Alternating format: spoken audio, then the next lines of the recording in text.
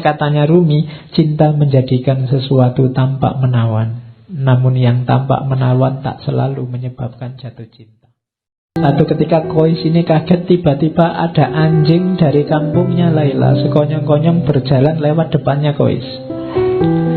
Qais mengikutinya karena dia ingin segera ketemu Laila. Jangan-jangan ini bisa mempertemukan aku dengan Laila. Di tengah perjalanan Qais melewati sekelompok orang kampung sedang sholat. Mungkin anjingnya lewat masjid mungkin. Tapi Qais tidak lihat mereka karena Qais sedang konsentrasi mengejar anjingnya. Setelah Qais pulang, orang tadi yang sholat marah-marah pada Qais. Wahai Qais, tadi engkau melewati kami saat sedang sholat. Kenapa kau tidak ikut sholat dengan kami? Kok kamu tidak lihat kita sholat, kamu lewati saja? Katanya Qais, demi Allah, saat kalian sedang sholat berjamaah, aku sama sekali tidak melihat kalian. Kenapa? Hatinya hanya fokus pada anjing dan yang dia cintai, Laila. Siapa tahu anjingnya bisa mempertemukan dengan Laila. Bila kalian benar-benar cinta pada Allah sebagaimana diriku cinta pada Laila, pasti kalian tidak melihat aku.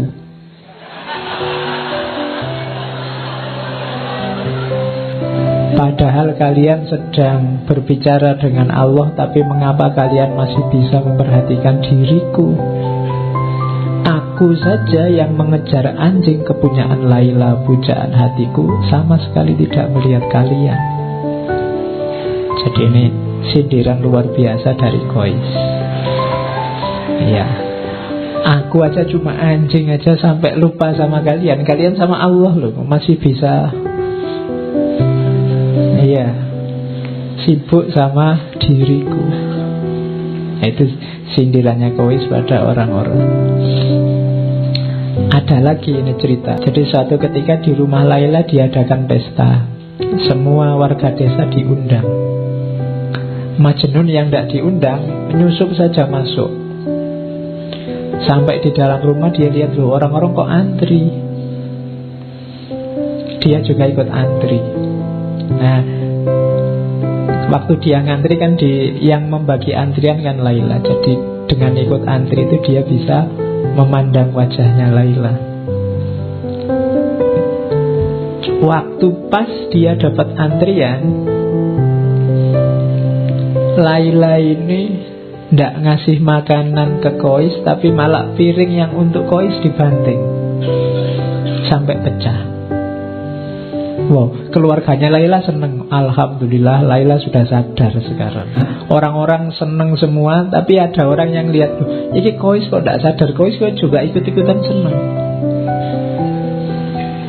Terus ditanya sama orang sedekati Qais, Qais, kok kamu malah tersenyum? Kamu kan habis dipermalukan di depan semua warga desa. Kenapa mukamu masih senyum? Qais malah heran, loh kapan saya dipermalukan? Tadi waktu Laila mecah piringmu. Qais jawab, oh enggak begitu, kamu salah paham. Laila itu memecahkan piringku tujuannya hanya satu, agar aku ikut antrian lagi. Kalau aku ikut antrian lagi, bisa ketemu lagi, kita bisa berlama-lama saling memandang, sehingga rindunya bisa terobati. Jadi rahasianya di situ. Ya, ini sebenarnya sindiran bahwa kalau Allah ngasih kamu susah, kalau Allah ngasih kamu ujian, kesulitan, itu mungkin karena Allah ingin dekatnya lama sama dirimu. Kalau doamu lama tidak dikabul-kabulkan, mungkin Allah suka rindu mendengarkan suaramu terus. Jadi jangan salah paham dulu. Makanya cintailah Allah, dekatilah Allah dengan rasa cinta, maka kamu tidak akan kecewa, tidak akan mengeluh, tidak akan putus asa. Karena banyak rahasia di balik itu. Nah itu rahasia cinta ilahi. Kayak Laila yang banting piringnya Qais itu, kalau dilihat biasa saja kelihatan, wah ini tega sekali sama Qais. Tapi Qais yang ngerti rahasianya malah tertawa. Orang kampung yang tidak tahu dia sorak-sorak, dianggap wah Laila sudah sadar, padahal tidak. Terus suatu ketika Majnun ini sakit, sama teman-temannya dibawa ke tabib.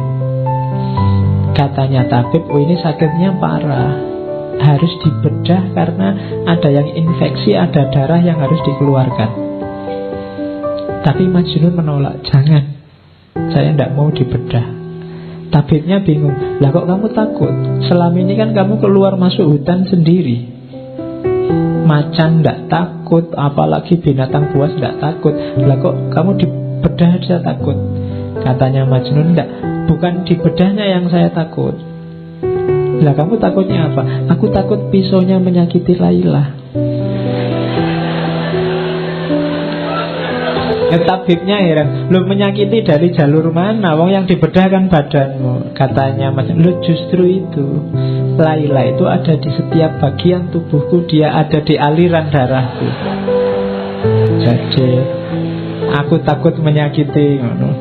Ya karena ini pelajaran bahwa ketika orang sudah sangat mencintai, antara yang mencintai dan dicintai sudah tidak terbedakan lagi. Jadi kalau Laila disakiti, Majnun yang sakit. Kalau Majnun disakiti, Laila yang sakit. Jadi ketika Majnun dibedah, yang dikhawatirkan oleh Majnun adalah sakitnya Laila. Kenapa? Kalau Laila tahu Majnun dibedah, dia yang sakit. Itu yang dikhawatirkan oleh Majnun. Kalau orang yang kamu cintai sedang disakiti apa dia ini, kan kamu juga tidak terima sakit. Nah, itu yang tidak diinginkan oleh Majnun. Makanya jangan dibedah. Aku takut apa? Kenapa? Di setiap aliran darahku ada Laila. Kalau aku disakiti, Laila juga sakit. Oke, ini pelajaran cinta selanjutnya. Ada kisah satu ketika Majnun ini ingin ketemu Laila. Terus dia naik onta. Tapi sayangnya ontanya baru melahirkan. Nah, onta yang baru melahirkan ini masih sayang-sayangnya sama anaknya. Jadi waktu ditunggangi oleh Majnun, ontanya ini bolak-balik, mau maju tapi dia mau mundur lagi, maju mundur lagi, dia nggak nyampe-nyampe.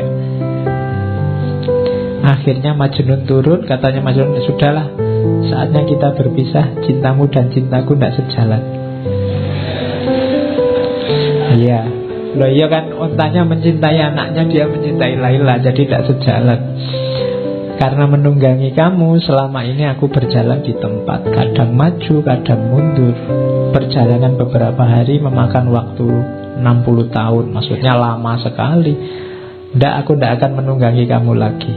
Majnun terus turun, terus lari, tapi terus jatuh dia, kakinya patah. Tapi dia tidak putus asa ceritanya. Kakinya patah, dia ikat sendiri, terus dia menggelindingkan badannya. Tidak bisa jalan kan? Ya, merangkak juga tidak bisa, kakinya sakit diikat. Ya sudah, muter aja menggelundung. Nah, ini pelajarannya adalah kalau engkau masih terikat oleh dunia, oleh banyak hal di luar dirimu, kayak onta tadi yang masih kamu tunggangi, kamu tidak akan nyampe-nyampe pada yang kamu cintai. Kalau masih sangat banyak beban yang harus kamu bawa, kamu tidak akan sampai-sampai. Tinggalkan semua bebanmu, berjalanlah, berlarilah, menggelindinglah menuju yang kau cintai. Ya, yang dicintai pastinya Allah. Terakhir, satu ketika Khalifah ini yang mendengar cerita Laila Majnun sangat populer, satu ketika ingin tahu anak muda yang dilanda cinta itu kayak apa. Terus dia lihat ditemuinya Laila, tapi dia heran, oh Laila itu cuma kayak gini aja loh wajahnya. Kois menjadi Majnun karena kamu, tidak masuk akal. Apa yang dilihatnya dari dirimu sehingga membuatnya tergila-gila. Kamu bukan wanita yang sangat cantik, banyak wanita lain yang secantik kamu, bahkan melebihimu. Ada cerita yang bilang, katanya Khalifah, bahkan dayangku yang paling jelek lebih cantik daripada dirimu. Tapi Laila menjawab, diamlah. Yang dia lihat tidak terlihat olehmu karena kamu bukan Majnun. Iya, kamu tidak tahu karena kamu bukan yang mencintai. Hanya yang mencintai tahu keindahan yang dicintai. Jadi itulah kisahnya Laila Majnun. jenuh.